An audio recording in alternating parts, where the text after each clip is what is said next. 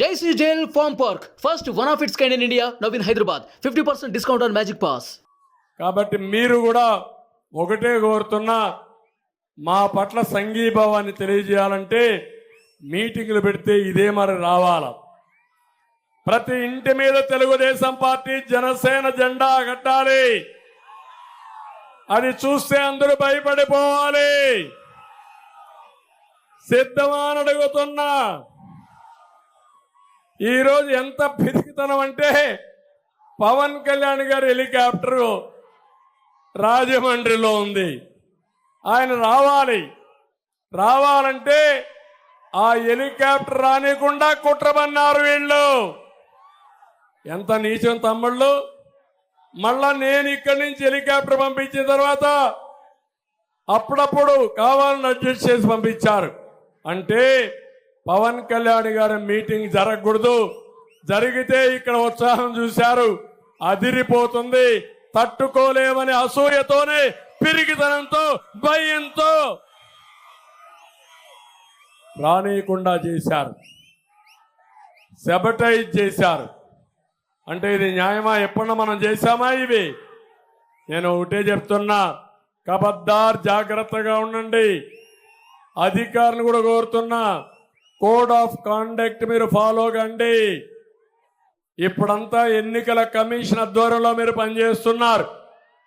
మాకు ఏ రూల్స్ అయితే వర్తిస్తాయో ఆ రూల్స్ జగన్మోహన్ రెడ్డి కూడా వర్తించాలి. జగన్మోహన్ రెడ్డి ఎక్స్పైర్ అయిపోయినటువంటి అధికారం ఇంకా ముఖ్యమంత్రిగా ఉన్నా ఆయన అధికారం లేదు. డబ్బులు శాంక్షన్ చేయాలన్నా, రెగ్యులర్గా డబ్బులు ఇవ్వాలన్నా ఎన్నికల కమిషన్ నిఘా ఉంది. ఏ ప్రాజెక్ట్ ఇవ్వడానికి కూడా వీలు లేదు, ఏ హామీ ఇవ్వడానికి కూడా వీలు లేదు. ఆయన మామారికి హామీ ఇవ్వాలి, ఎన్నికలైన తర్వాత పనులు చేయాలి తప్ప ఇప్పుడు చేయడానికి కూడా వీలు లేదని చెప్పి కూడా నేను మీకు తెలియజేస్తున్నా. ఇవన్నీ చూసిన తర్వాత చిల్లర రాజకీయాలు చేసేవాళ్ళు కొట్టుకొని పోతారు. ఎప్పుడు కూడా నేను చరిత్రలో చూసా, అహంకారం పనికిరాదు.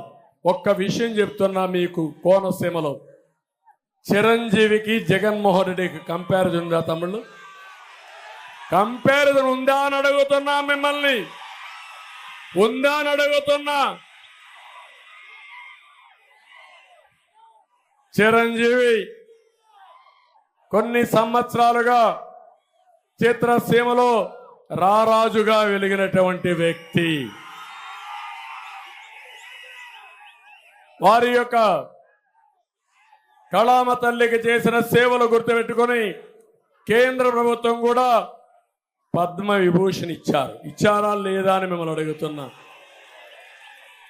అదే మరిగా Rajamouli, one of the best director. ఆయన సినిమాలు తీశాడు, బాహుబలి, ఇవన్నీ. త్రిపులార్ కూడా మన తీశాడు. ఆయనకు కూడా పద్మభూషణ్ ఇచ్చారు. అలాంటి మహామహుల్ని, సినిమా హీరోల్ని పిలిపించి ఇంటి దగ్గర అవమానం చేసిన విధానం ఒక్కసారి మీరు గుర్తుపెట్టుకోవాలి. నేను 14 సంవత్సరాల ముఖ్యమంత్రిగా ఉన్నా, ఏ నటుడు కూడా నేను అవమానం చేయలా. నటుల్ని గౌరవించిన సంస్కారం మాది.